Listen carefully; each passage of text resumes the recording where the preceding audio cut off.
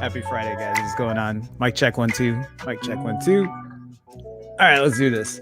Hey guys, what's going on? Good afternoon. Yes, good afternoon to everyone in the continental US. How's it going? This is hashtag TNT Joe 5. Tech news that Jerome Ortega finds interesting. I am your host, Jerome Ortega, and this is episode number something something because I lost count, and this is also day something something in quarantine because I also lost count. How's it going, everyone? I know I also have people around the world watching, so good morning, good afternoon, and good evening to wherever you are. Today is Friday. Happy Friday, TGIF. We have a couple stories today, not a ton of stories, and I kind of have some stuff that isn't all tech related, but I thought I would go through it. And then I see Adam here in chat. Yo, what's going on, Adam? How are you, man? So let's see here. What about me? I'm good. Same old, same old. Not much to talk about except just, trying to get by every day, trying to make ends meet, that kind of stuff. Adam also says, I've just been busy with work and trying to get my streaming empire up like yours. Yeah, that grind, right? That's just how it is sometimes. But I'm glad. I got to check out your stuff. It's been a minute since I have. Hopefully all of that's going well. But I'm glad you came to stop by in the stream and say hi. I appreciate it. Oh, shit, you upgraded to walls? To walls? What do you mean? I've had these walls. These have been here. Or are you talking about my chair behind me? Because I used to sit on a $5 IKEA stool. So I don't know if that's what you mean. Yo, what's up, Will? What's going on, man? How you doing? Welcome to the stream. Nice to see you. Will, sorry that I won't be able to make it to Friday Night Tech Talk tonight. I totally forgot I had something prior happening, so I'm not going to be able to make it. Rameem Vlogs. Hey, Rameem, I haven't seen you in a minute. Glad to see you. Appreciate you stopping by. What's up? Not much. Just we're going to do our show today, Friday show. I get the weekend off. I don't really get the weekend off. I still got shit to do, but you know how it goes. But I'm doing well. Glad to see you in the stream. Adam says, it's been a while since I've seen you. Nah, those colorful walls, they've been the same color. I didn't change them. I didn't change them. Why 2019? Why? Hi. How's it going, man? Nice to see you again. Glad you can make it. Appreciate you stopping by. All right, guys, we're gonna get started here, and actually, I'm gonna start a little bit differently here. I usually, well, it's my channel, so I'll promote what I want. This afternoon, I woke up super late. But I woke up and I got a big surprise because there was a special with Dave Chappelle that got put out on YouTube for free. If you guys haven't had a chance, I strongly recommend that you check it out. It is titled 846 from Dave Chappelle. You can find it on the Netflix is a Joke channel. Anyway, it's a really good watch. It's less than half an hour. And I'm not going to spoil it. So if you guys have a chance, feel free to watch that. I thought it was really good. And I appreciated what Dave had to say. I've been following him for a while. I think a lot of people have been. He's a great comedian and just a great person in general. Anyway, it was really good to watch. So anyway, just thought I'd plug that in there. I see Lonky Games in here. Lonky Games, how's it going, man? Nice of you to stop by. Appreciate you stopping by. I have pre-ordered the PS5 4 times already here in Norway. 4 times. The FOMO is real, and I'm honestly concerned about my mental health if I miss out on the launch of the PS5. So wait, you've pre-ordered it, but there's no confirmation that you've gotten it? I get the FOMO. I get that, and that happens. Hopefully you do get it. Hopefully you're able to pre-order it properly and you got it. So anyway, Wonky Games, nice to see you. Hi, Paul Hendricks. How's it going, man? Nice to see you as well. Appreciate you stopping by. Paul saying bookmarking now. Yeah, it was a good watch. I really appreciated it. It was a really good story, or a really good half-hour special. So anyway, yeah, check it out, guys, if you haven't already. The Dave Chappelle. It's like trending number 2 in the US right now. But anyway, let's go ahead and get started. Let's talk about the PlayStation 5. This isn't, I got this goddamn ad making blinky things. This is very annoying. Let me see if I can actually just make that bigger. So yeah, there you go. Now it's out of the way. Look at that. Yeah, I am not the biggest video game connoisseur, console player, whatever, but I know a lot of people are. And I used to be back in the day. And even though I'm not a PlayStation person, I'm more of an Xbox guy. I have neither at this point, and I just game with my PC.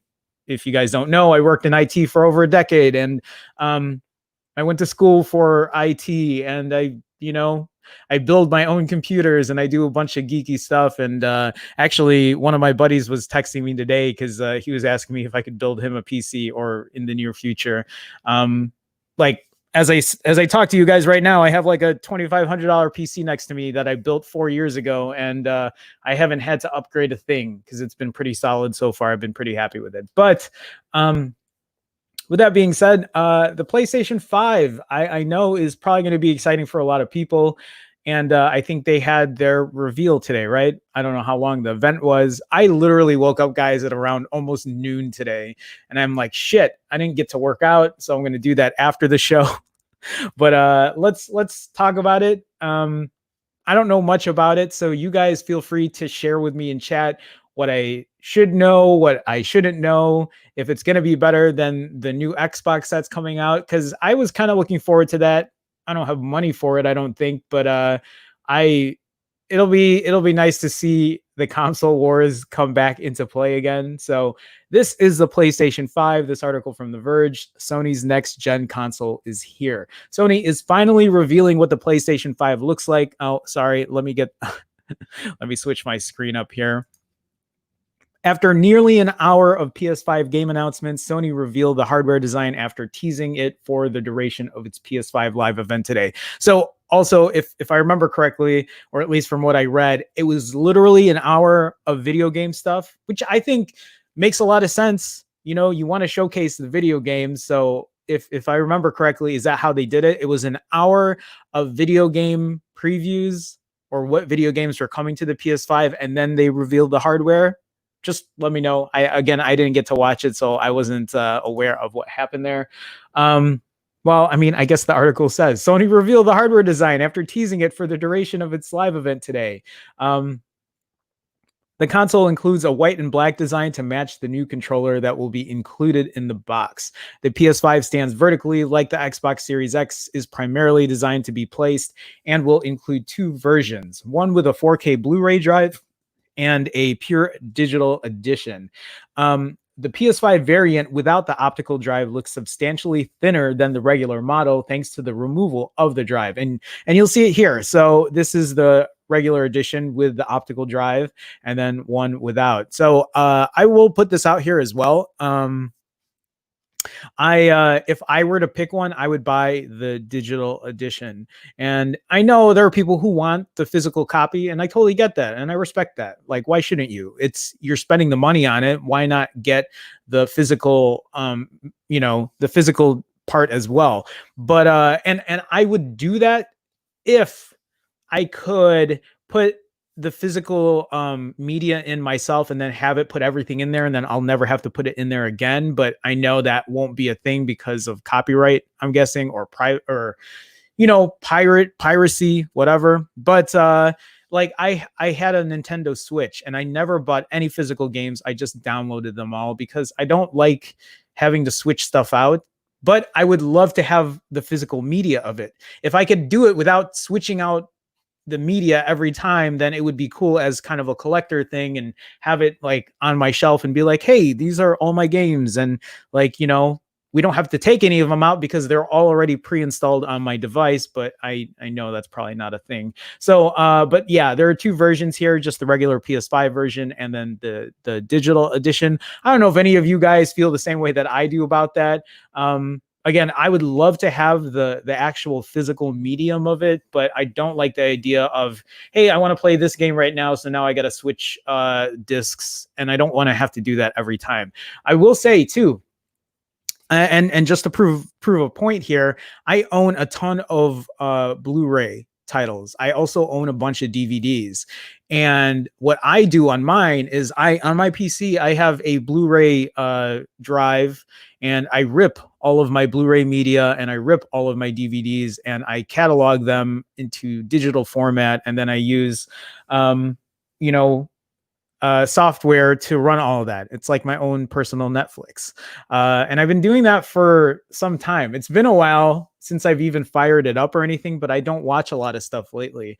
It just haven't had time. Anyway, I know I'm kind of going off topic here, so we'll get back into it. The removal of the drive should mean the digital edition of the PS5 is cheaper too, but Sony hasn't mentioned pricing just yet. That's kind of a shame. I wish they would have done that. Sony simply revealed the design during its live stream, but the company hasn't provided any firm release date or exact pricing for either variants of the PS5. If I remember correctly, on the thumbnail that I put, it said there holiday 2020. So I'm guessing maybe October or November is probably when it's going to be available. Maybe earlier. I don't know how that stuff works. It's been a while since I've really bought one, or at least bought it like during its launch. Just like the Xbox Series X, the PS5 can be placed vertically or horizontally underneath a TV or monitor. Sony has built a stand that works for either orientation, and the company is using what looks like a slightly different stand for the digital edition of the PS5. The top of the PS5 unit also appears to include vents for heat dissipation with USB-A and USB-C ports at the front. Sony has also created a number of accessories for the PS5, including a DualSense charging station, a new HD camera, a Pulse 3D wireless headset, and a media remote. Sony has not yet announced pricing for any of its accessories or whether they will all launch alongside the new PS5 consoles. Sony's PS5 hardware design reveal comes months after Microsoft revealed the PC-like look of its next-gen console, the Xbox Series X, all the way back in December of 2019. I'm not going to lie to you, I like the design. I don't know how many people are feeling it, but I think it looks cool. Just looking at the design, at least for me, is like, oh, I would buy that.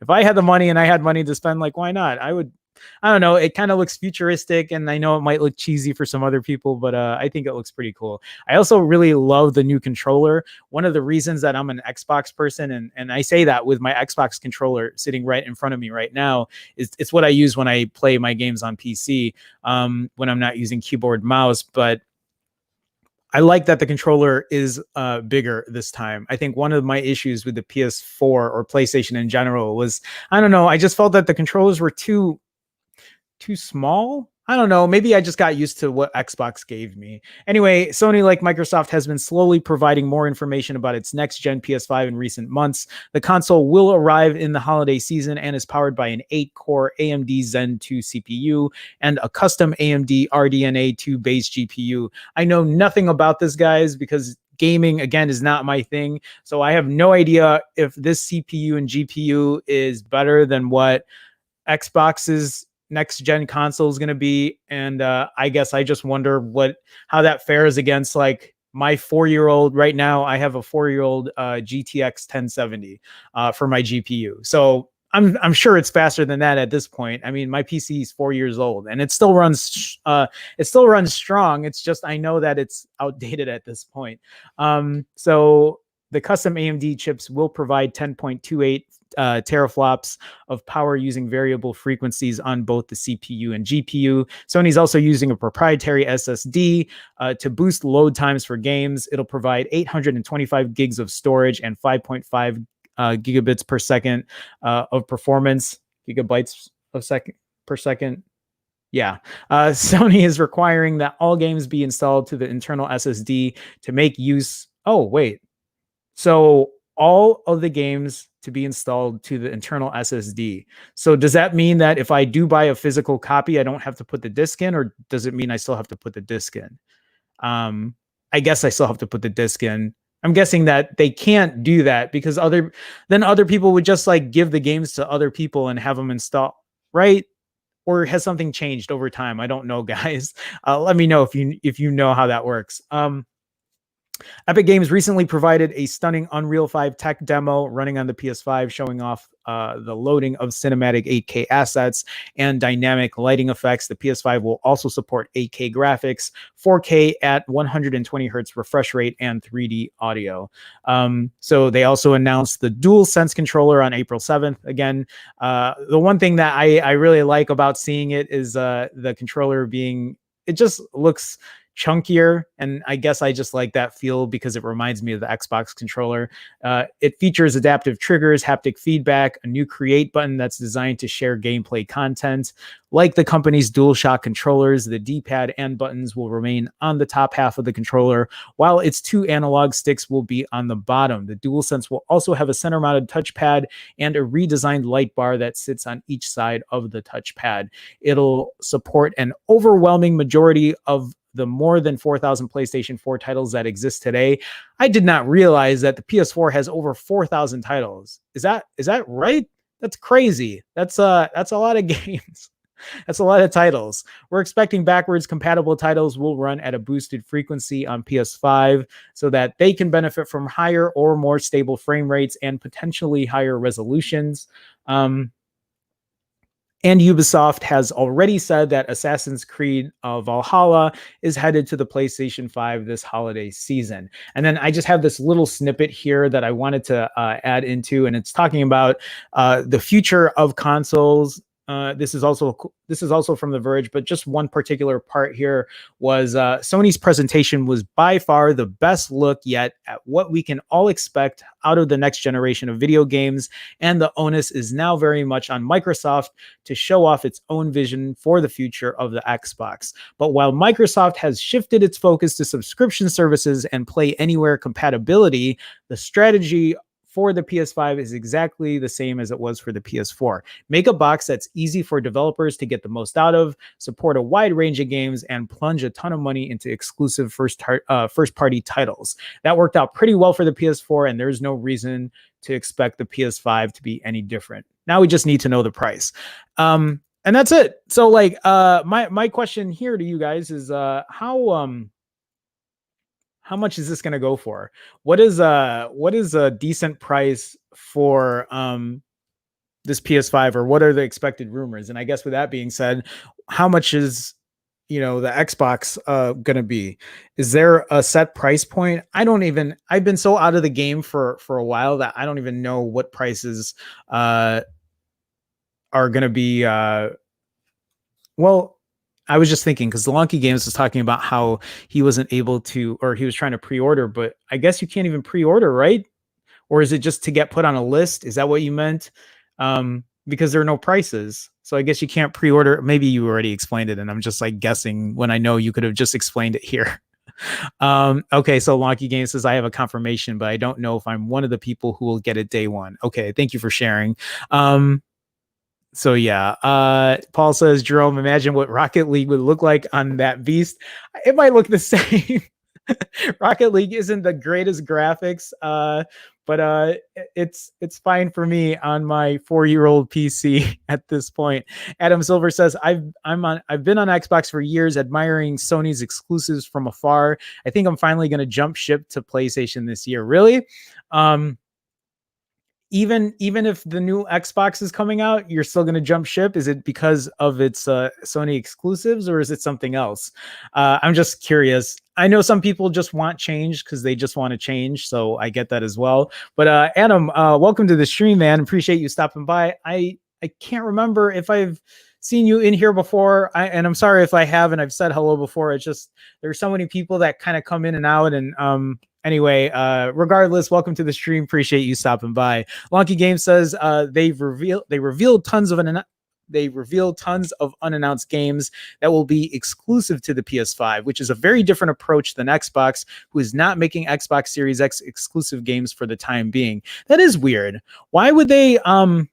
You would think that would be like Netflix just showing well, they don't do Marvel anymore because Disney, but you know what I mean. That would be like these streaming services not showcasing their exclusive titles or brands or whatever, because you would think that that's where they would get the bread and butter of stuff. Halo, Forza, those are the only ones I know. Actually, I saw the trailer for NBA 2K21, and that looked really good. But yeah, Will says PS5 here. Stefan is in here again. Hey, Stefan, how's it going? Stefan Ganav? I can't remember what the last name was pronounced like, but Stefan, how's it going? Hello, lovely people in the chat. Stefan, nice to see you, man. Appreciate you stopping by. Yeah, Will says I like it. Wonky Game says Xbox has a better graphics card in terms in teraflops, but Sony is way ahead with faster storage. Okay, I didn't know that. I wonder why Microsoft would be trailing in that department. Thank you for sharing that. Good to know. Okay, so Lonky says every game, digital and physical, are installed to the PS5 SSD. But again, Lonky Games, does that mean that I have to put the physical media in there? So like, let's say I bought Rocket League for PlayStation 5. So the game gets pre-installed when I buy the game, but does that mean every time I want to play the game, I have to keep the disc in there? And I'm assuming it doesn't need to do that, but I think they would want you to do that because you bought it and they want to make sure that it's not getting transferred anywhere else. Do you know what I'm saying? Does that make sense? I guess I'm just a little curious on how that works. Juan Carlos Montes. Hey, Juan, how's it going? Appreciate you stopping by. Did you know that the design of the PS5 was done by Santiago Calavatra? No, I wasn't, but and like, excuse my ignorance here, Juan Carlos, but I'm not even sure who he is. So please give me a refresher on that. Maybe I've heard of him before, but I didn't know that. Is he an architect? Because I look at it sometimes and I'm just like, that kind of looks like something of a modern-esque building, but share with me, Juan Carlos, please. Appreciate it. Anyway, Juan, welcome to the stream. Will says cheaper than the Pixel 5. What, the PlayStation 5? That's what it's going to be cheaper than? Oh, you're probably right. Yeah, Adam Silver says I reckon 450 pounds. What is that in US? Is that about 550 or so? 600? Yeah, that's funny to think that it would be cheaper than that. John M. Hey, John, welcome to the stream, man. Appreciate you stopping by. No prices have been or haven't been officially announced by Sony or Microsoft. Yeah, so we have no idea yet. And then let's see here. Stefan saying I'm still rocking my PS3 and FIFA 16. There you go. There you go. Yeah, Lonky Games discs are used as authentication for your purchase. That's how it is on PS5 and Xbox One now. So I imagine it'll be the same for next gen in terms of discs being the license for the game. Yeah. So I guess in that respect, I would probably just buy the digital version. But then that also goes, man, so what if I ever sold my PS5? Well, I guess, yeah, then you couldn't sell your games to anyone, right? You would just end up paying for all those games. And if you never wanted to play PS5 again, then you just spent all that money and then that's it, right? How would that work? Or if there was a PS6, does that mean you get to have all those games you bought and then you still get to use it when the next gen console comes out after that? Yeah, I don't know. Monkey saying meant PS4. There you go. There you go. So yeah, that is the PS5. I don't really have much else for it. Again, I don't know too much about it, but you know, we will transition actually into that, into other gaming stuff because not really that much gaming, but I do want to talk about the Lenovo Legion, which is, you know, a gaming phone. And I felt like it was an appropriate segue. You see what I did there, guys? I actually go through these stories when I have time and make sure that we can like kind of put a good flow through the thing. But before I continue on really quick, guys, if you guys haven't had a chance, if you guys are in here and you haven't had a chance to like the stream, please consider liking the stream. Liking the stream helps me in an algorithmic kind of way. AKA, I think it helps people find the stream, helps people talk in the chat, have a conversation, all that kind of good stuff. And actually, with that being said as well, if you are not a subscriber, consider being a subscriber. I stream Mondays through Fridays at 2 p.m. Central. And we talk tech for about an hour. I talk to people in chat. We have a conversation and we talk about what's going on in tech. And even if I don't cover a certain story, I try to answer questions when I can. And, just have that conversation with everyone. And I appreciate that. So, and then also the last part of my marketing spiel, you guys know this. If you see people with green in their names in the chat, if you see a red Chicago star next to their name, that is because they are part of I'm supposed to have a graphic that shows it at the same time. They're part of the Phone Jerome fam, and you can be one too. For as little as 99 cents a month, guys, all you got to do is click that join button. You will get the green in your name. You'll get the red Chicago star. You'll get to use custom emoji. And then there are other different tiers as well that gives you other exclusivity to certain things like a private Discord. And you get to see other higher production videos that I am very slowly working on, that somebody needs to kick my ass and be like, Jerome, you need to get these other videos out. Why are these not out yet? But anyway, yeah, you can do so again by clicking that join button. If you can't find that join button, you can go to youtube.com/phone Jerome/join. But even if you can't do that, just being on the stream, liking, subscribing, all that kind of stuff is really appreciated. And I see Brian with the $1 super chat. Brian, thank you so much. Thank you for your continued streak of super chats. This is probably coming up to, I don't know, maybe 70 streams in a row that you have super chatted. So Brian, thank you so much for the support. Appreciate it. And not only to Brian, but just to every, oh my God. And another one from Brian, thank you. There's another super chat here from Lonky Games. And I know, Lonky, you've donated before, and this is Norwegian. God, I'm forgetting, what's the K stand for again? I forgot, but whatever the 22 converts to in US, regardless of the amount. Lonky, thank you so much. Thank you for being a YouTube member as well. Thanks for the awesome streams, Jerome. Thank you for coming by and being part of the community, being part of the Phone Jerome fam. It means a lot to me. And I see other people in here as well. Kit Cabello, Kit and I work together. I haven't been working with the team so much lately, but Kit, nice to see you, man. I am waiting for the PlayStation 9. PlayStation 9. I want that.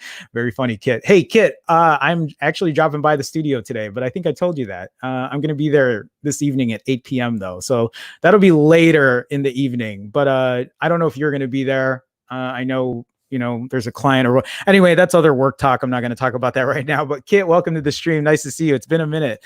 Let me scroll down here too, and I see Team Varai is here too. What is up with that Wi-Fi ass looking PS5 design? Okay, so someone who doesn't really care much for the PS5 design. I thought it looked pretty cool. I didn't think it looked that bad. Are you more of the Xbox type with just the taller black kind of like subtle design? I'm guessing so. Team Verizon also saying Stadia now works on all Android phones. That's what I heard too. I was actually going to cover that, but I don't really care about Stadia. Maybe I should give it a shot and see if it's actually worth using or trying out. Okay, let me see. I'm trying to get to all the chats. I know I can't get through everything. And again, for everyone who just came in, guys, welcome to the stream. Appreciate you stopping by. Paul saying, oh yeah, almost forgot. Was yesterday demonetized because there was no cursing? I didn't curse yesterday. You know what? It actually wasn't demonetized. I think I looked at it. And the one before it wasn't either. But it was just weird because I had like almost 2 weeks straight of demonetization of my videos, which is really annoying, but whatever. What am I going to do? I didn't realize I didn't curse yesterday. Was I not upset? I guess I wasn't. I think I was talking about how I really wanted to buy that Huawei P40 Pro Plus or whatever it's called and spend $1,600 on a phone that can't even use Google services. But anyway, Will is saying, don't downgrade from Android beta. I'm not downgrading. Are you telling me to downgrade? I don't plan on downgrading. Face unlock will really be useless. Oh, are you saying don't downgrade to use Android beta? Are you saying to stay on 10 for now? I'm not exactly sure what you're saying, but either way, Kid saying there is a real commercial for the PlayStation 9. What? Why? Why would there be a commercial? Are you? I don't know if you're messing with me, Kid. You got to be messing with me, unless it's like some older like fan made one. Why does that sound familiar? Actually, that does sound kind of familiar. Anyway, Team Verizon saying the games are looking good though, but I'd prefer an all black PS5 design. Team Verizon, they're going to make an all black one, but that's going to be a special edition that's going to come out like 6 months later when sales are starting to slump and they need to put a new version out. That's probably what is going to happen. Will saying, no, don't downgrade back to 10 because it breaks face unlock. Oh, I didn't know that. Is that new news? Because I didn't read that. Thank you for sharing. Anyone who's on Android 11 beta, listen to Will. Don't downgrade back to 10. I'll plug this in here as well, guys, too. Tonight on Simply Your Devices channel, his name is Mike. I was supposed to be on there tonight, and I forgot I had an event or a thing to go to for work. But tonight at, 8 p.m. Central, 7 p.m. Central, 8 p.m. Eastern. Go to Mike's channel. Mike, Will, George, Ted, they're all doing Friday Night Tech Talk. Be sure to check them out if you guys, want to get into some tech stuff later in the evening as well. But yeah, anyway, just leave it at that. Let's continue on. Those guys are great. They're the guys that kind of got me started into streaming. And if it wasn't for them, I wouldn't be doing a lot of this today. So anyway, let's continue on. Let's talk about the Lenovo Legion. I talked about this before. I did this on a previous stream. I don't know how long ago, but the Lenovo Legion is a gaming phone that is primarily made for gaming, which is why it's called a gaming phone. But what I meant to say is primarily meant to be used in landscape mode. Like here's my trusty, still hasn't died on me, Nexus 6P. So what's cool about the Lenovo Legion is it has a selfie camera that pops up in landscape mode instead of the traditional pop-up that pops up this way. This is like a very weird kind of like action I'm doing here, but it's meant to pop up that way because I think it might be used for, man, my Nexus is so beat up, but it still works. It's meant to be a selfie pop-up cam because I think it's made for like possibly streaming. on your mobile, which is pretty cool. But yeah, so the Lenovo Legion, I really don't know if anyone's even going to be buying this phone, but I like to see that other companies are trying to do something creative and put something else a little different out there. I'm pretty sure no one in this chat is going to be buying a Lenovo Legion, or I could be wrong. And if you are, please let me know. I don't mean to offend. But after seeing several leaks about the Lenovo Legion smartphone, the company officially confirms that it will launch the upcoming smartphone next month. The news was mentioned in a teaser poster that the phone maker posted to its Weibo handle. And then there's the teaser. I don't know what that says. I'm sorry. The Legion phone is a gaming smartphone with a unique layout of hardware. It has pop-up selfie cameras that stick out from the side, thus intending a mostly horizontal experience for the user. The horizontal experience was revealed in a teaser, and it has a very odd placement of the main cameras as well. Yeah, so the main cameras are like right smack dab in the middle, which is, I'm trying to understand what the point of that is. I don't know. I'm not sure if there's an aesthetic to it or if there's an actual like function in doing that. We know the Legion will support 5G networks. It's going to have a Snapdragon 865. It was previously reported that it would support 90-watt charging. Hold on. 90-watt charging is a thing? Are there other phones that do 90-watt charging right now? Why did I think 65-watt charging was the fastest? Is 90-watt being used in other phones right now? That's so fast. How quick does that charge a phone? Anyway, it's going to have gamepad accessories and some kind of liquid cooling technology, probably similar to what is that? The Red Magic, right? That has, I forget. Guys, there are so many phones that I start to lose count of what's what. Lenovo also claims its new phone will break a 600,000 score on Antutu and outperform any other smartphone with the same chipset. Those are pretty big words there. The phone is also expected to use an active cooling fan to minimize throttling while maximizing performance. So yeah, the Lenovo Legion phone, just, I haven't even seen chat here, but I'm sure there's already sarcastic remarks in there. But yeah, again, just thought I'd share. Thought it would be a good segue into the whole PS5 thing, and that's all I got for that. So let's move on. We have also some other Android 11 news here. If you guys haven't read up on it, Android 11 beta got released the other day. So my Pixel 4 has Android 11 beta on it now. A couple other manufacturers started talking about putting Android 11 beta on some of their phones as well. The OnePlus phones, I think a couple Redmi phones, which is great. But I don't think it's going to work as well, apparently, from what I've heard. But this article from Android Police says Android 11 will finally lift the idiotic 4 gig cap on video recordings.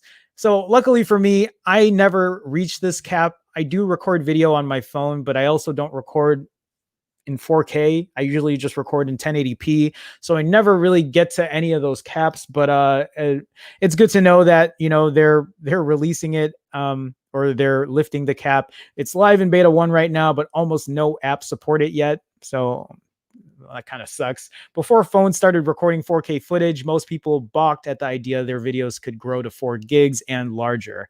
Things have changed, of course, and it takes less than 15 minutes at 4K 30p to hit that mark. You might be thinking this shouldn't matter thanks to 64-bit file systems that can handle file sizes up to 16 terabytes. However, an old API from the days of 32-bit Android still caps sizes at 4 gigs, which forced video recordings to be split into separate files at regular intervals. A fix for this was promised a while back, and Android 11 Beta 1 finally delivers on this, but it's not going to matter if you're not using the right camera apps, and the Google camera isn't one of them yet. So they're lifting the cap, but their own stock baked-in app can't take advantage of it. The problem was presumably solved back in December when a commit to AOSP made the necessary adjustments to expand the limit. Contrary to expectations, Android 11 developer previews began rolling out and the cap was still in effect. So I'm not going to go through this entire thing. I don't think there's a ton in here, but it's just saying that it's still splitting the videos at 4 gigs instead of just giving you one consistent file that'll cover all of it. In all likelihood, Open Camera is probably using the MPEG 4Writer API named in the original commit. Meanwhile, apps like Google Camera and Filmic Pro are plausibly using different APIs that still have the old size cap, or they're rolling custom implementations for encoding and writing files. Regardless of the reason, Android appears to no longer be the bottleneck that keeps video files at 4 gigs. So the responsibility to fix this behavior now falls on app developers. Since beta 1 is only a few days old, it'll probably take some time for developers to release updates addressing this issue. Actually, let me ask you guys, do you guys hit that 4 gig cap? Are there a lot of you that record with your phones and repeatedly hit that mark, so then your longer video files are split into different files? I don't know, maybe that's not an issue for everybody. I guess it's not that much of an issue for me because, again, I record in 1080p, but just because I do doesn't mean that everyone else does. And the fact that I use a DSLR to record all of my higher end production videos, I mean, shit, I'm talking to you guys right now on this cheap ass webcam that's like 4 years old. I've been meaning to upgrade my webcam, but they keep selling out for some reason online, maybe because everyone's stuck at home and everyone wants to live stream, or they need a camera for Zoom or whatever. But when that day comes where I can actually buy something better, then I will. So yeah, I was just curious about that because I know for me, I'm okay, but I know there are a lot of other people that probably hit that cap, which also kind of begs the question that we need to stop using 64 gigs as minimum storage. 128, at least I feel, should be the standard for a lot of phones at this point. Okay, so let me see what you guys have to say in chat here. Okay, let me scroll down. Tony is in here. Jerome, howdy Tony, how's it going? TGIF, man, welcome to the stream. Are you off of work? I'm asking you personal questions that I require you to answer to everyone here in chat. Tony, how's it going, man? Glad you can make it. Paul says, I'm stumped. Is there a market for this? Nubia, Black Shark, now Lenovo.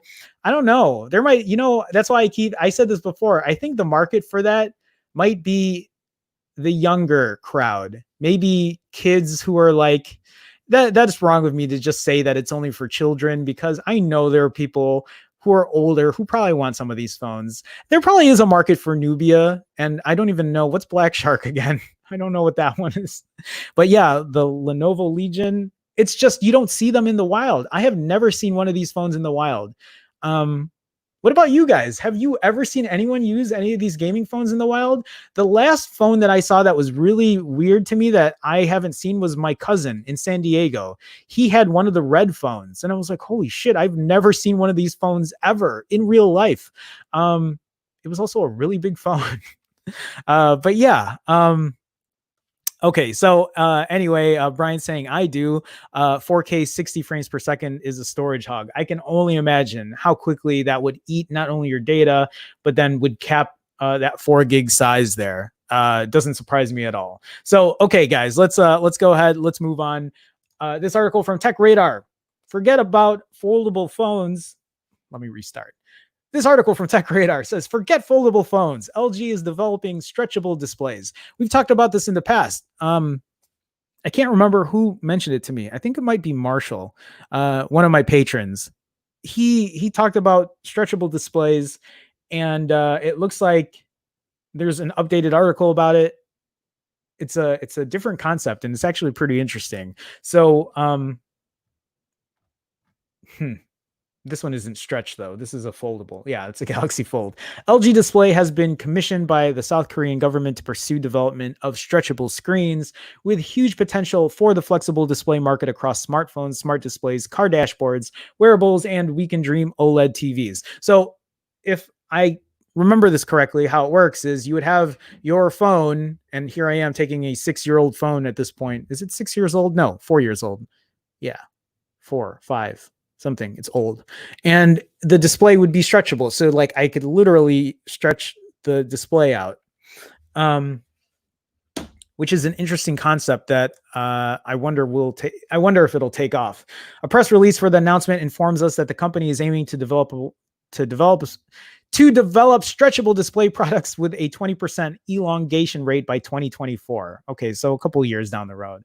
This means you could soon be handling a smartphone that can be stretched into an even larger display, much in the way you'd stretch a rubber band to increase its length, with a 6-inch screen stretching to a 7.2-inch display, for example.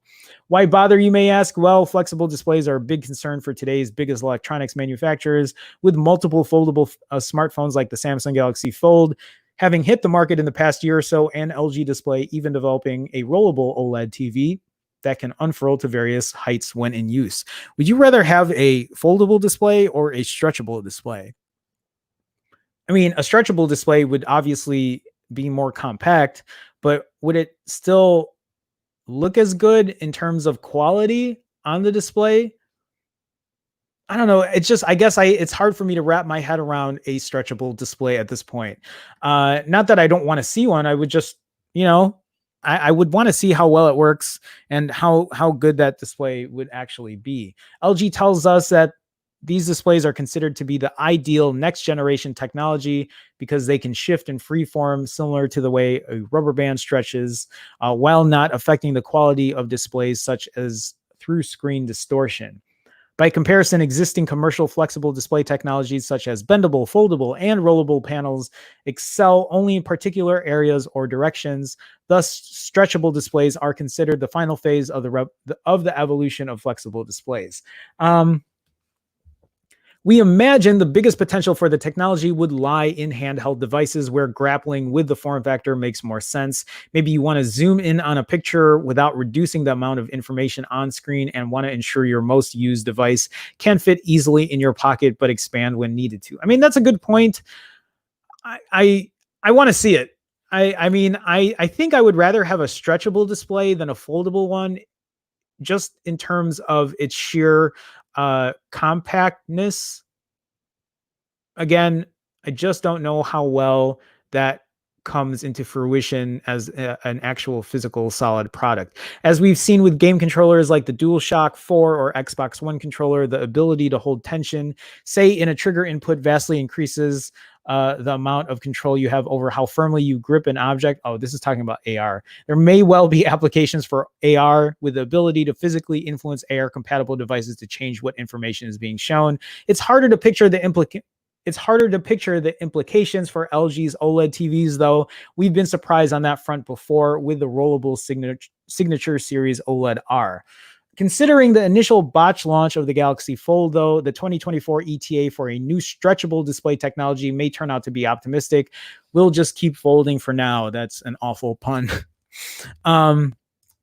Team Verizon says foldable screens are really interesting to see. Obviously, they're trying to innovate on new market products, but at the same time, glass is subject to the rule of physics. Yeah, no, and that's actually a great point. And maybe right now people are still just trying to invest in making the right foldable screens, foldable phones,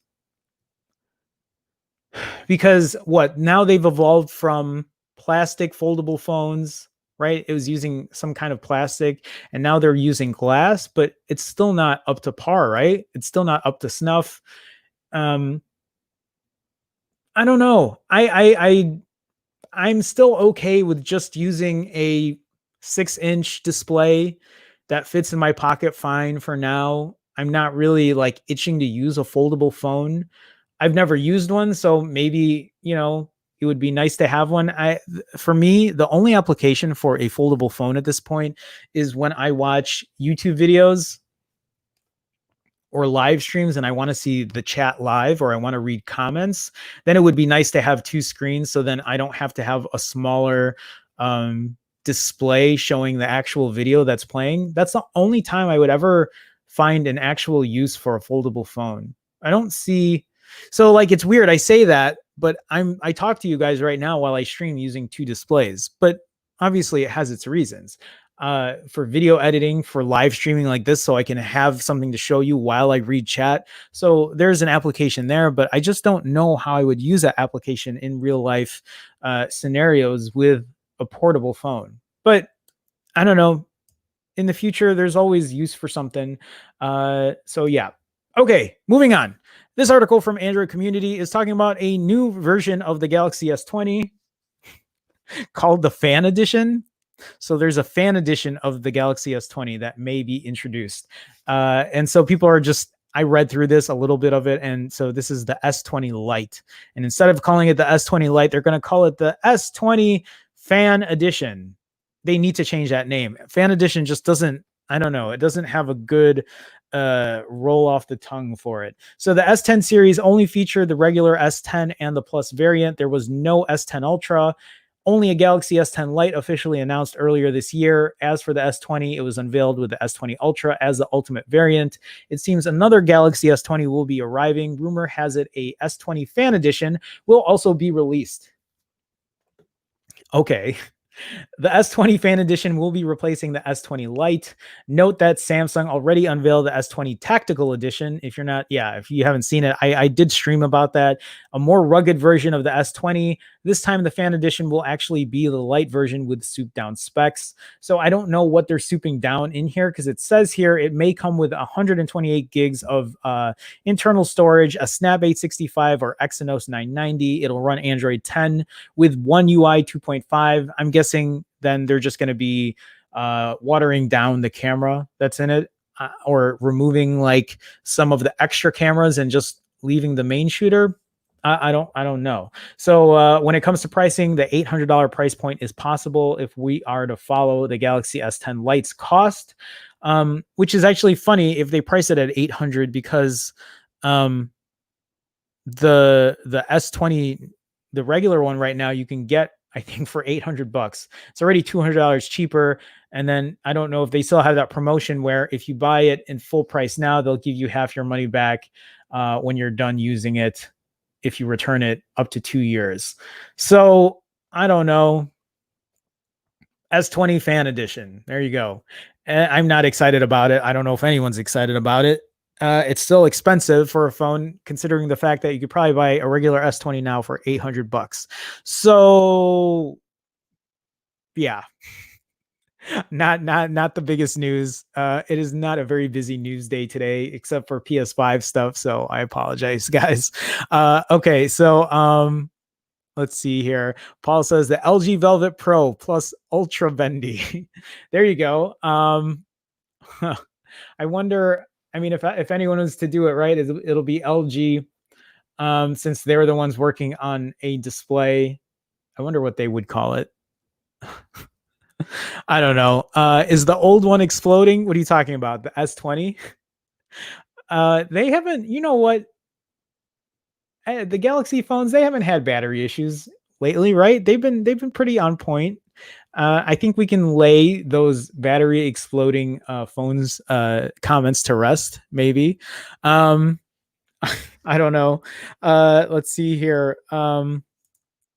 Team Vry says last time they used the Fan Edition branding was with the redesigned Note 7. Really? So they called it that? That was a name? How do I not remember that? Maybe because I never owned a Note. I didn't know they used Fan Edition.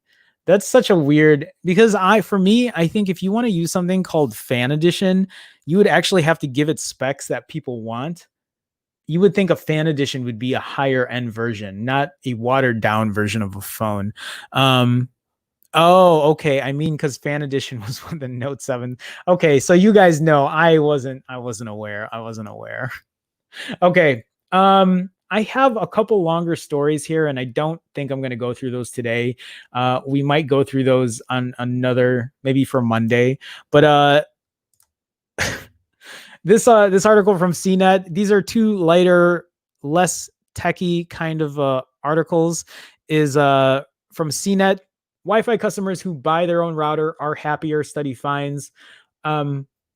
Which actually leads me to ask you guys. This is coming from an IT perspective here.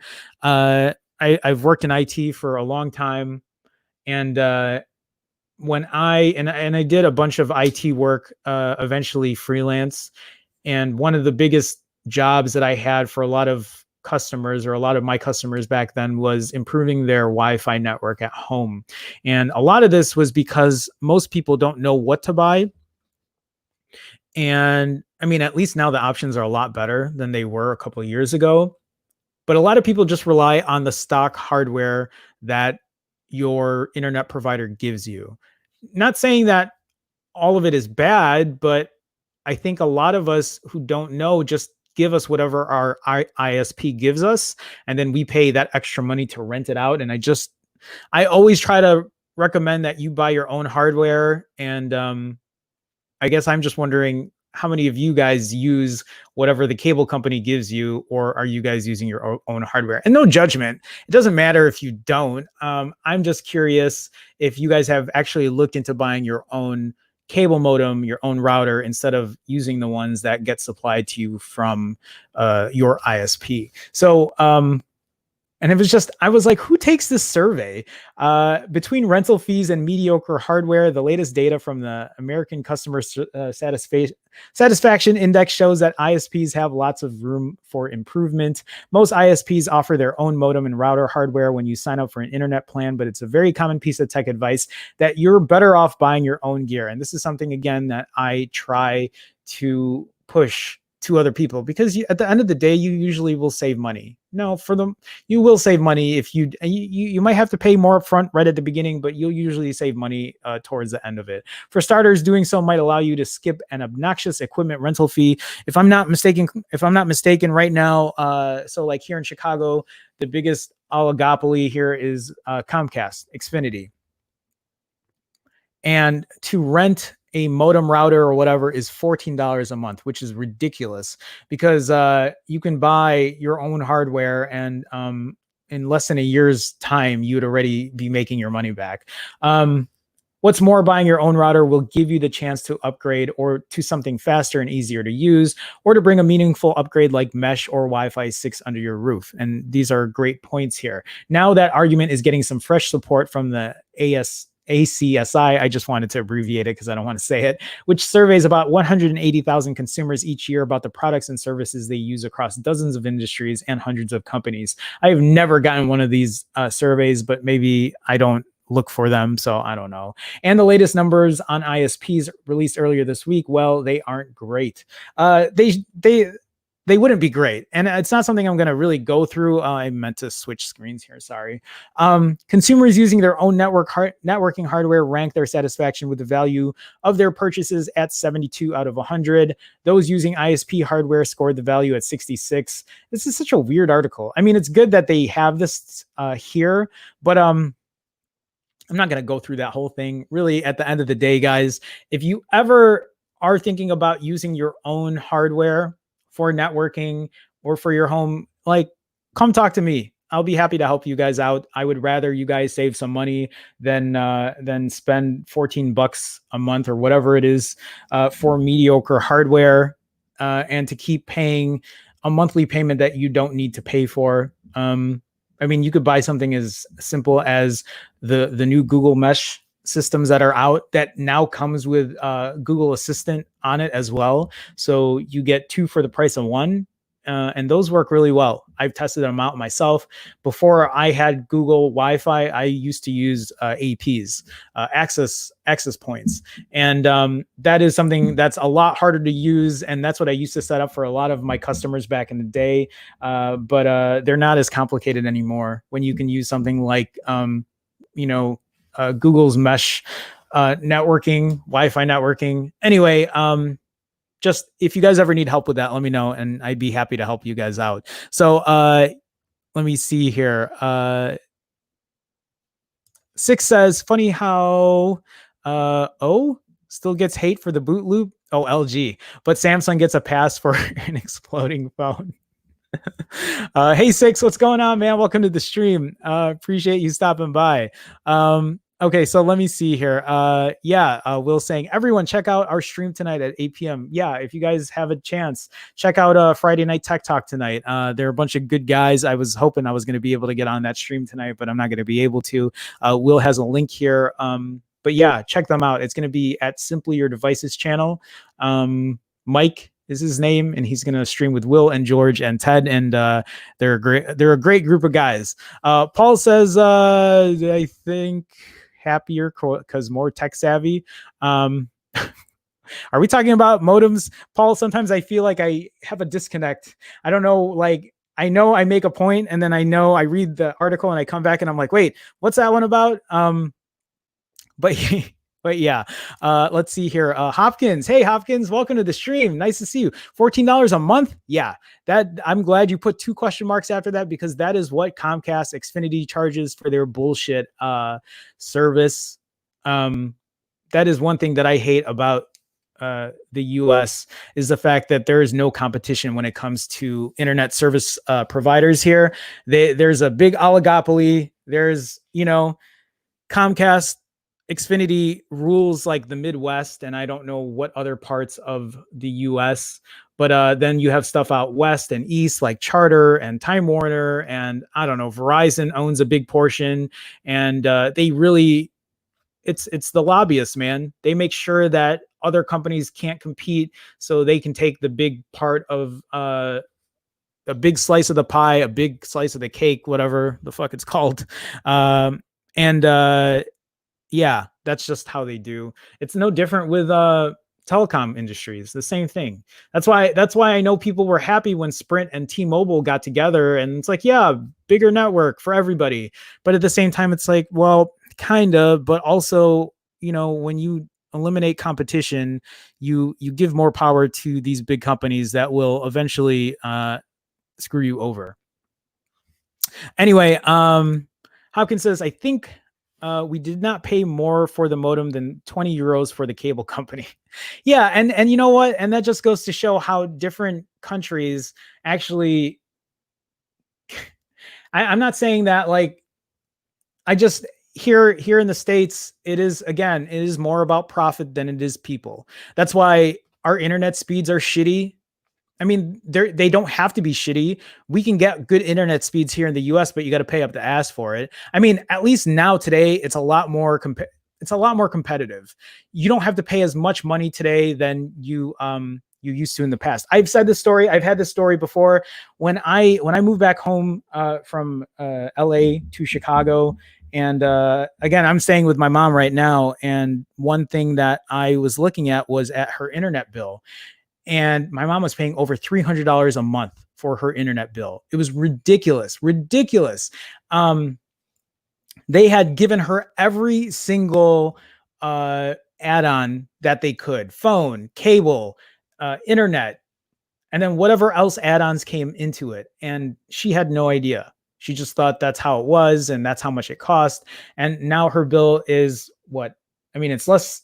It's about $75 a month, and the internet on it is, I think it's 600 down and 20 up. It sucks that the up speed is so slow, but it's still about $75 a month. And then I got her to sign up for YouTube TV so that she would still get TV, and she uses a Chromecast and she knows how to use it. She even has an old Chromebook that I gave her, and she's able to push everything to the TV, and she knows how to work it like a charm. And it's just, again, the prices here in the States are just so expensive. Will saying I got my own modem, etc., saving some money. Yeah, exactly.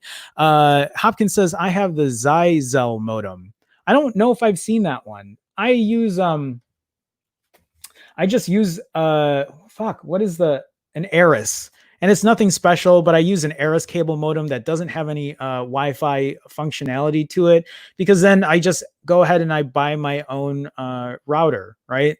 And then I even have a switch to add for extra ports or whatever. But like, I did networking that was like my job for over a decade, so it's a little more complex on my end. But there's such simple ways of doing it.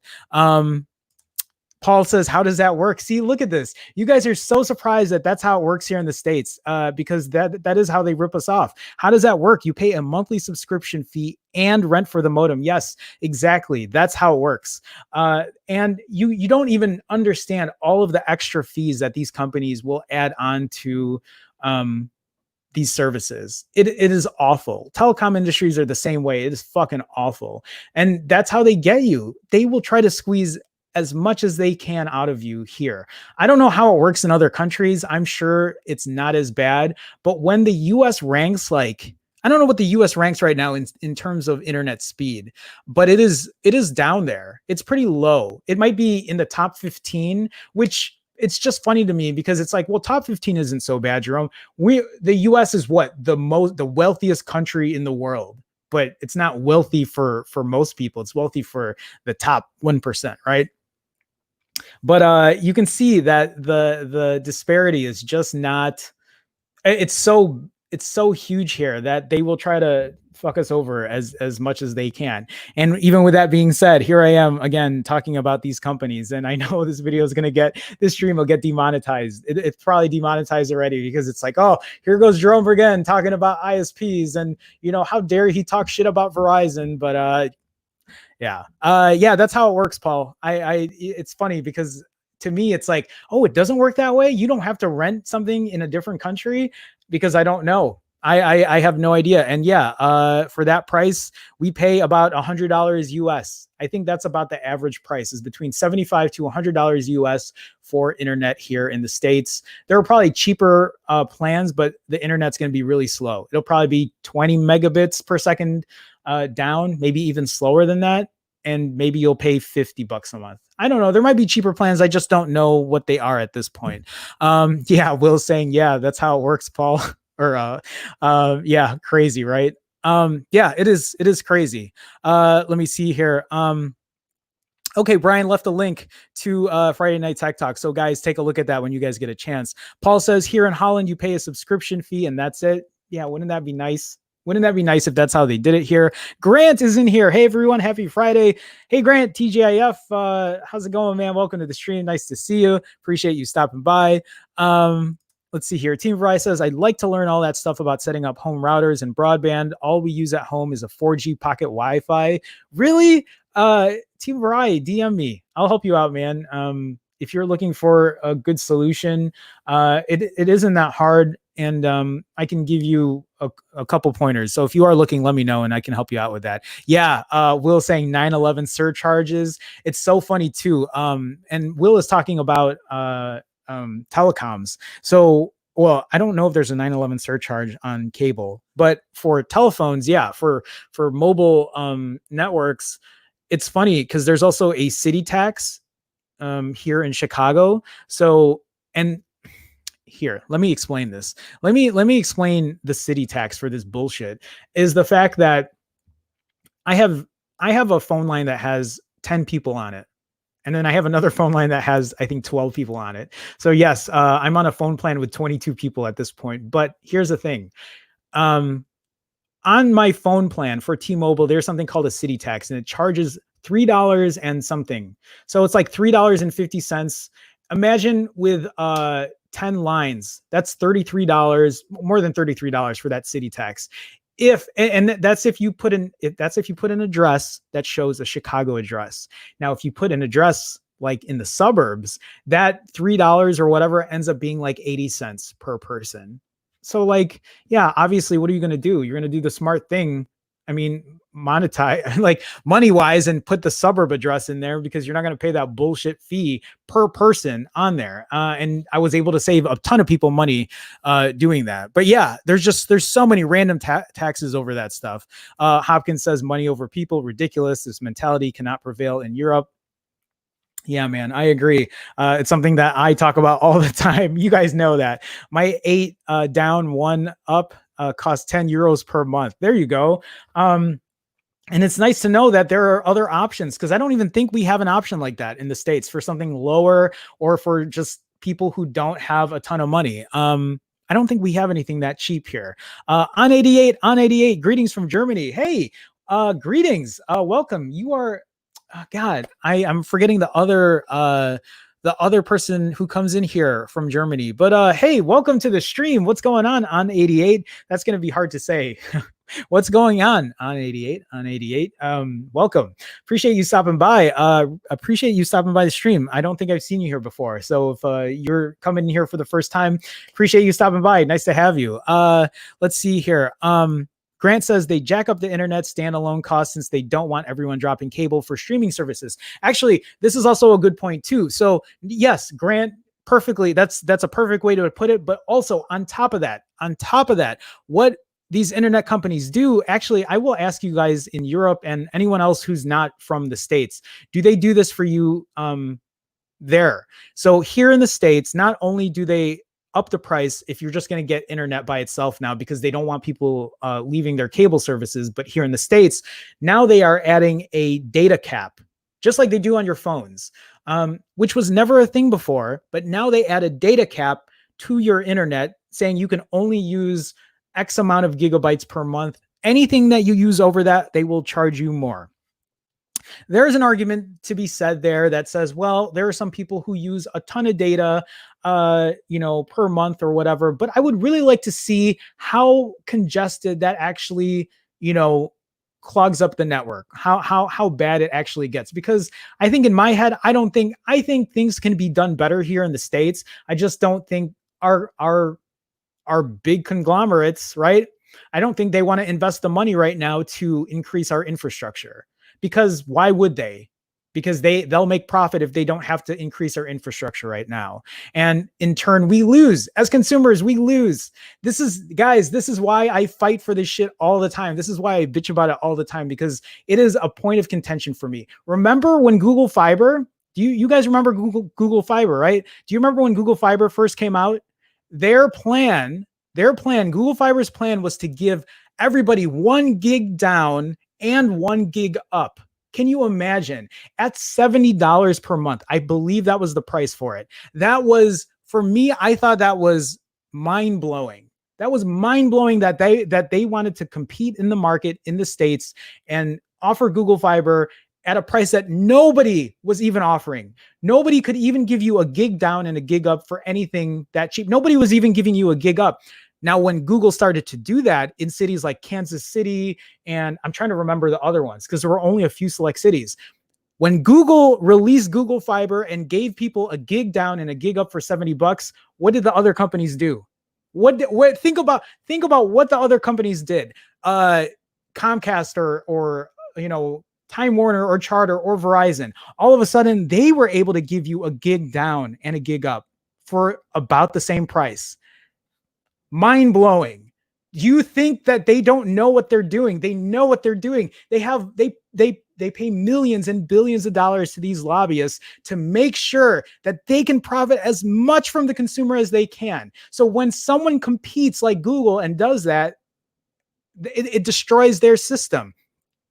The reason that Google Fiber is nowhere where it is, the reason they've dropped Google Fiber is because of those lobbyists, because of that infrastructure in place.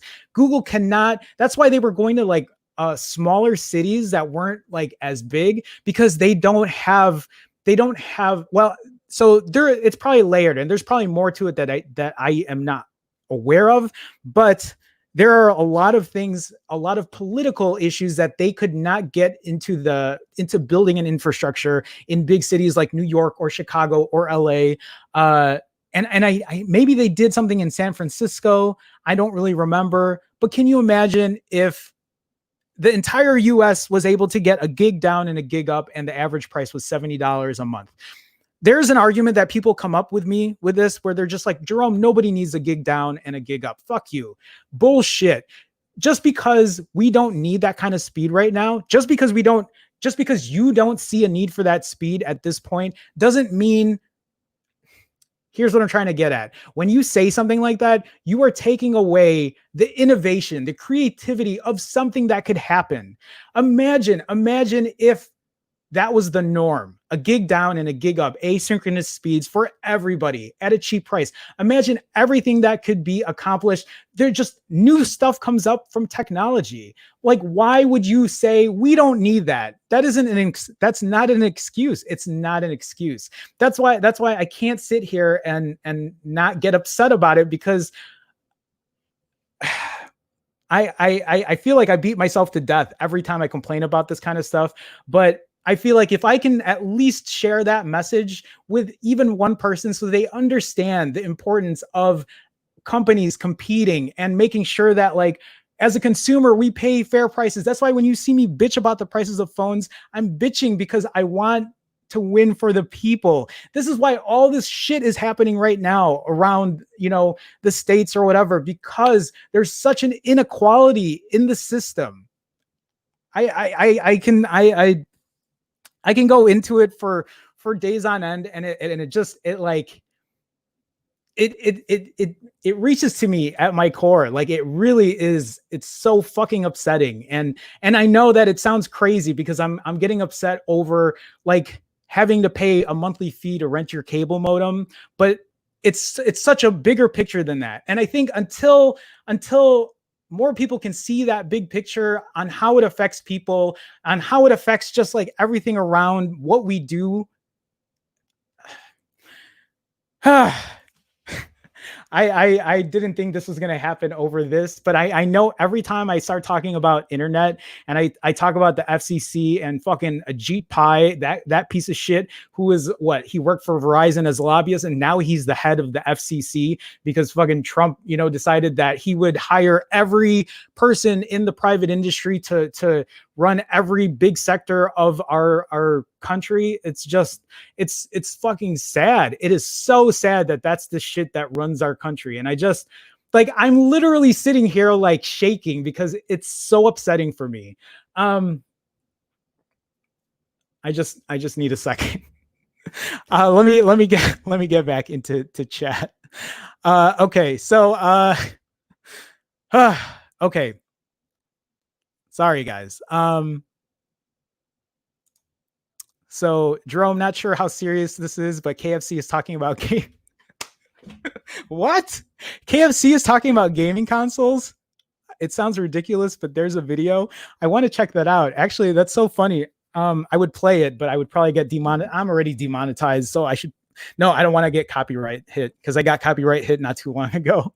But you know what? It doesn't surprise me of any company that's doing weird shit. It's usually KFC. I'll have to check it out though. Hopkins says data cap is stupid. They would not get away with that on the European market. So Hopkins, are you saying there's no data cap then? There's no data cap in Europe. Again, it just goes to show, man. It goes to show. Paul's saying 70 to $100. That's absurd. I pay like 40 euros for 6 down, 3 up. Yeah. I don't know, man. I don't know if you meant 40E is 40 euro, or is that something else? I don't know what the equivalent to that in States is. Team Verizon says the KFC consoles is probably a joke, but it's just confusing. KFC has had some weird stuff. You know what? As a creative, as someone who's currently looking for a creative position, I would love to get on a team like that because I like weird shit like that. I don't know if that's shown from some of my older videos. I've tried to do a little weird shit here and there, which is why I have Arnold in some of my stuff. But yeah, I'll have to check it out. I'll have to check it out. So let's see here. Sorry guys. Again, I'm trying to calm down. I'm okay. Yeah, Hopkins says politics and lobbyists are holding back the internet quality in the USA. Fucking ridiculous. Yeah, Daniel Lufker. Hey Daniel, what's going on, man? Welcome to the stream. Who needs 1 gig up or down? No one uses. Daniel, what's going on, man? Glad you can make it. Let's see here. So Will says Ortega for president 2020. No, I couldn't. Not for me. I don't know enough to do that kind of stuff. Jerome for change. Okay, guys, stop. No data cap in the EU except mobile internet. Yeah, there you go. So, and I'll bitch about this probably until I'm blue in the face. And it's probably never going to change because I'm one person, but I will always fight for that kind of stuff. And that's why you'll see me bitch about other stuff. But if I can keep doing it, I will. So you hear me rant about this, but it won't be the last time. I will rant about this kind of stuff. I take tech seriously in a way where when it starts to affect the consumer like that, like I can't help myself. I can't. That's why you'll hear me bitch about prices of phones and saying like, and that's why it's weird when other people argue about like, uh, there's a weird argument where it's like, well, if you can't pay for it, don't buy it. You know, that's how it works. That's how capitalism works. Usually for me, I just want to be like, well, fuck you. Cause like, you're not looking into the bigger picture. You're not thinking about other people who can't afford stuff.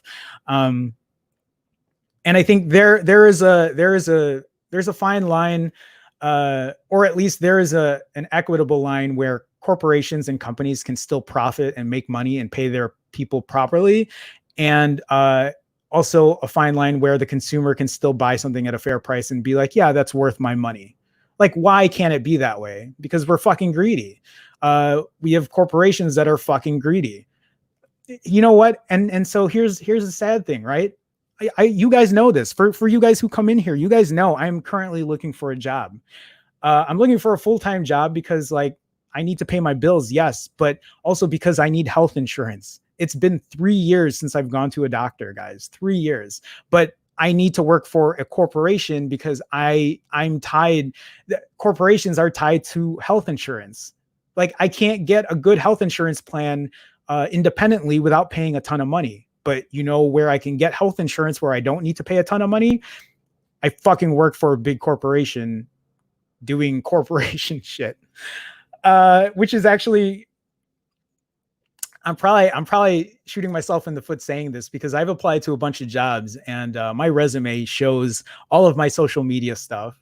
So anybody who ends up watching any of this stuff, who sees me talking about this kind of stuff, I mean, it is what it is, right?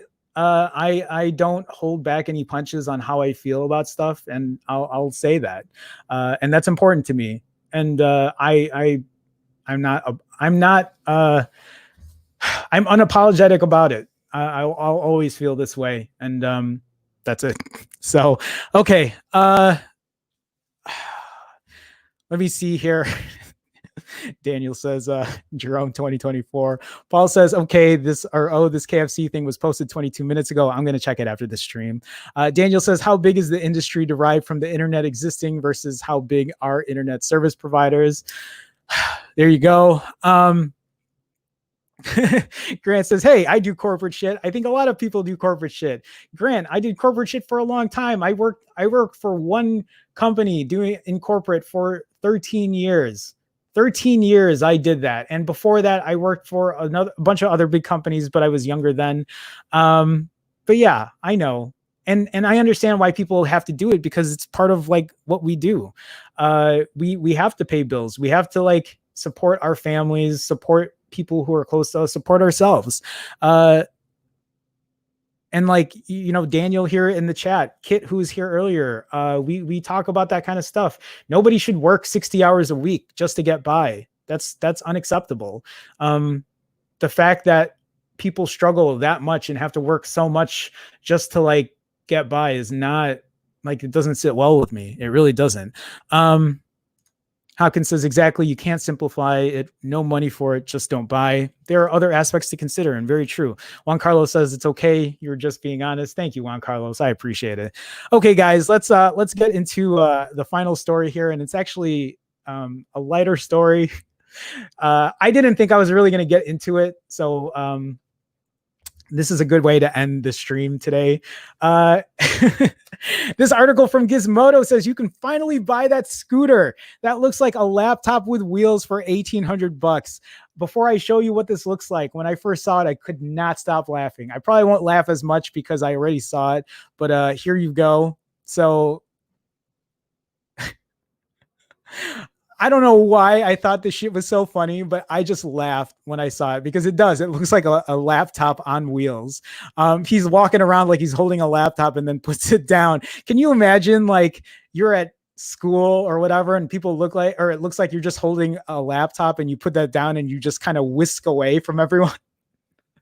Okay. So, This article from Gizmodo says we first discovered the Walkcar, a stand-on electric-powered scooter that looks like a laptop with 4 wheels attached. Back in 2015, when Coco Motors first debuted its intriguing car alternative. After 5 years of promises and teases, it looks like the Walkcar is finally available for sale for a little over $1,800. First of all, $1,800 is ridiculously expensive. I could not see anyone paying $1,800 for this unless you need something that portable. I would rather buy a boosted board or a smaller version of a boosted board. I would rather buy a one wheel than this. I mean, it's not, I don't know how reputable this company is. It just looks so funny to me, but $1,800 is a lot of money. Unlike an electric scooter that puts all the acceleration and braking controls on the handlebars, the Walkcar works more like the 2-wheeled hoverboards that were all the rage a while ago, minus the balancing part and hopefully the terrifying random fires. Riders accelerate, brake, and steer by shifting their body weight forward and back and side to side while riding on the Walkcar. So here's the thing. It's really portable. It's 6.4 pounds. I haven't read this article. And it can hit speeds. It can only go 6 miles an hour for $1,800. I don't know if it's worth it. How far can it go? It can go up to 10 miles per hour. Well, wait.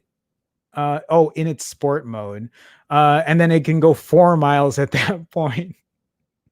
I would be afraid going downhill on that thing. All testing was done with a rider who weighed 132 pounds. The company doesn't specify what the weight limit for the Walkcar is, but anyone heavier than the test rider.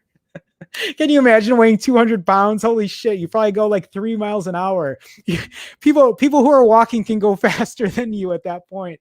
So right now I weigh around like 130. I'm in the high 130s at this point. So I guess I could be comparable for this. I haven't seen this video, so I want to play it just to see. I'm going to mute it. So at least we don't get, copyright. It doesn't matter. I'm going to get demonetized for this shit anyway. So, it would be hard not to laugh at someone riding this thing. Well, I don't know. That looks pretty fast. Well, I guess he's 132 pounds. So your mileage may vary. They will vary depending on your weight here.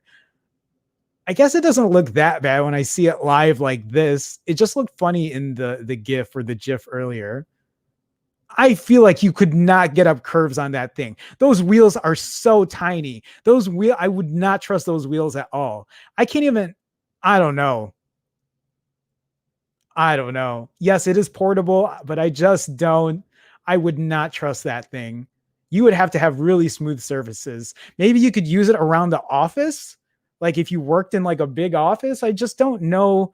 I feel like a pothole would destroy you on that thing. Those wheels are not big enough for that. Or even just like divots on the street, or like a sewer. Holy shit. I feel like the wheel would get stuck in that. If you're on the hunt for an alternative to a car for your daily commute, no. Anyone who's looking for a car isn't going to use this as an alternative. Okay, so I'm not going to, okay, it's already done there. It might be the most compact personal mobility device we've ever seen, with a footprint even smaller than skateboards or inline skates. I just don't think it's that safe, guys. The only thing that possibly bests it are those wheeled Heeley shoes, but you're probably not 10 years old anymore. Yeah, I don't trust that thing. That's a little too small for me. Team Bryce says, wow, we are really living in the future. You pre-order one, Jerome, not for $1,800, man. I don't even know if I would buy that thing for $800. Back to the Future.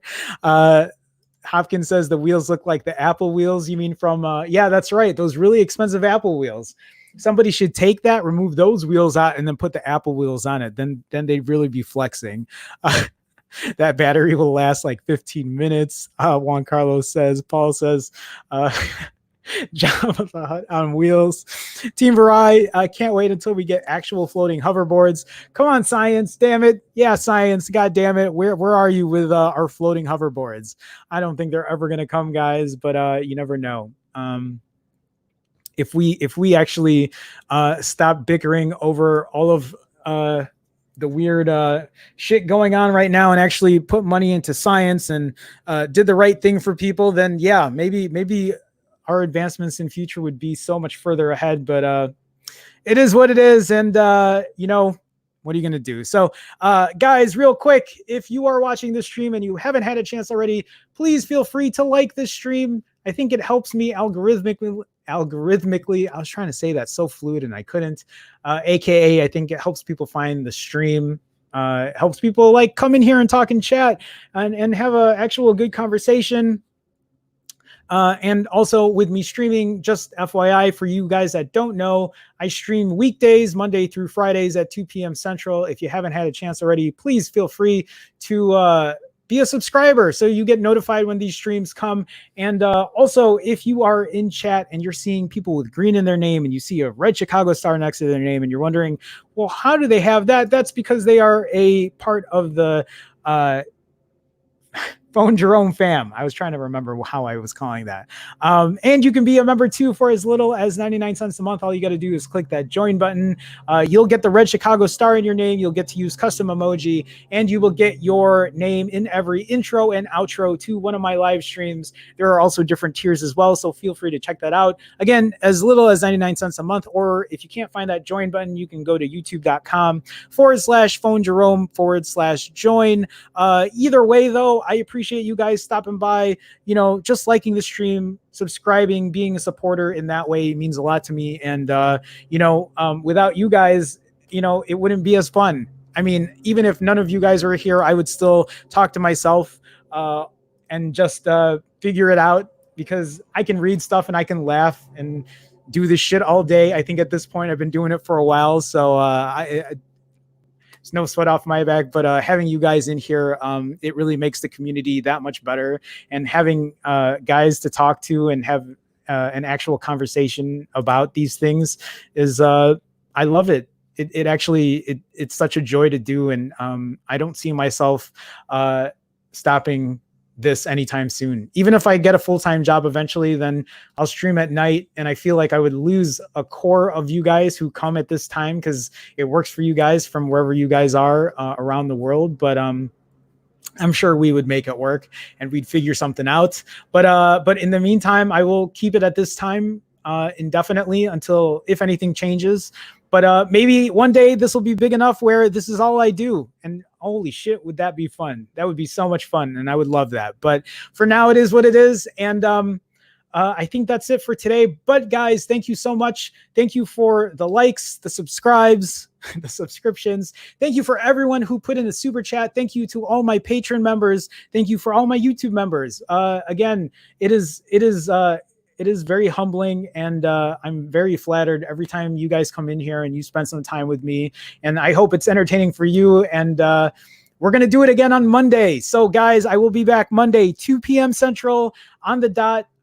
This is my regular schedule, and I've been on time now, I think almost this entire week, and I continue to do so. So 2 p.m. Central, guys, come back. We'll do it all again. We'll have more to chat about. And I think that's it. I'm going to go take a look at that KFC thing because I'm interested. That's probably why they did it, right? They did the KFC thing because the PS5 debuted today. So that's probably why they did the KFC thing. They're just like, hey, we want a piece of that 15 minutes of fame right now. So maybe that's why they did it. Okay, guys, have a good one. Here comes the outro. I'll see you guys next week. Take it easy.